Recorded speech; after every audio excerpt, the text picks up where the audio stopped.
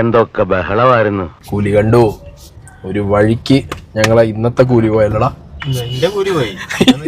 എന്തൊരവസ്ഥയാണ്.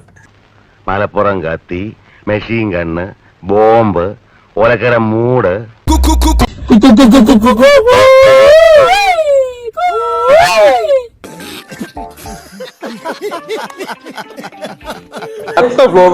ഇത്രയും ഹൈപ്പ് വെച്ച് ആൾക്കാരെ മൊത്തം വലിപ്പിക്കാൻ വേണ്ടിട്ട് എന്താ പറയാ, ഫ്ലോപ്പാണ്. 150 രൂപ പോയി.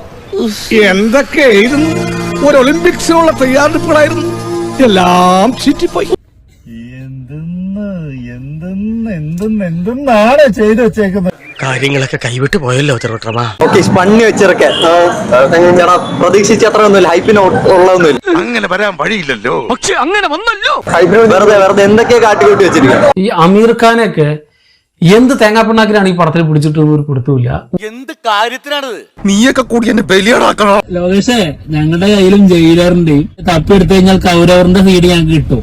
നോക്കിയാൽ കലിപ്പ് തീരുണ്ടോ ദൈവമേ. അവന്റെ മോത കണ്ടില്ലേ, ഈ എരുമയെ കൊണ്ട് ചവിട്ടിപ്പിക്കട്ടെ പന്നി. ബിൽഡപ്പനായ പേരുകേട്ട അമീർ ഖാൻ സാറിനെ കൊണ്ടുവന്നിട്ട് നേഴ്സറി പഠിക്കുന്ന അമ്പമടി LKG പിള്ളേരെ പോലെ ആക്കിയിട്ട് ചളമായെന്നാ തോന്നുന്നത്. നായകനല്ലേ ആര്? രജനി. ഓപ്പാണ്. ഇതേതാണ്ട് എലിക്കണിയില് സുന വെട്ടതുപോലെ.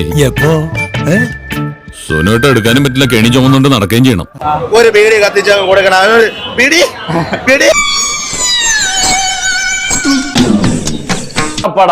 ഇന്റർവെല്ല് സീറ്റിൽ നിന്ന് എഴുന്നേക്കുന്ന് കാണുമെന്നാ പറഞ്ഞ, പക്ഷെ ഞാനൊക്കെ സീറ്റിൽ എഴുതി നിന്നു. ഇംപ്രസ് ചെയ്യാൻ പോയിട്ട് ഡിപ്രസ്ഡ് ആയ അവസ്ഥയല്ലോ. ഫയറാണോ? വെറും വേസ്റ്റ്. ഒരു വായിക്കുള്ളതില്ല പടം. എത്ര ആലോചിച്ചിട്ട് എനിക്ക് പിടുത്തം കിട്ടുന്നില്ല, എങ്ങനെ നമ്മളെ പടം ഇങ്ങനെ പൊട്ടിപ്പോയിരുന്നു.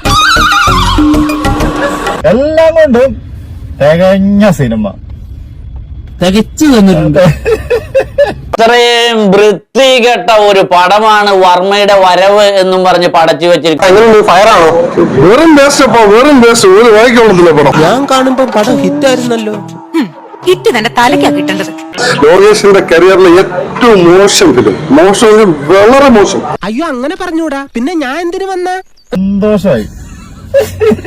അയ്യേ ലോകേഷേ, കഴിഞ്ഞിരിക്കണേ. ഇങ്ങനെ ചതിക്കുന്നു കരുതിയില്ലായിരുന്നു. എങ്ങനെ ഉണ്ടാളിയാ? ഗംഭീരമായിരുന്നു. Thank you. പേട്ട, അത് കഴിഞ്ഞ് കുറച്ച് കഴിഞ്ഞ് ജയിലറിലെ സീന്, അത് കഴിഞ്ഞ് കുറച്ച് കഴിഞ്ഞ് വരുമ്പോ അണ്ണാത്ത സീന്. അസഹനീയമായ ഒരു ബോംബ് ചിത്രമായി മാറിയിരിക്കുകയാണ്.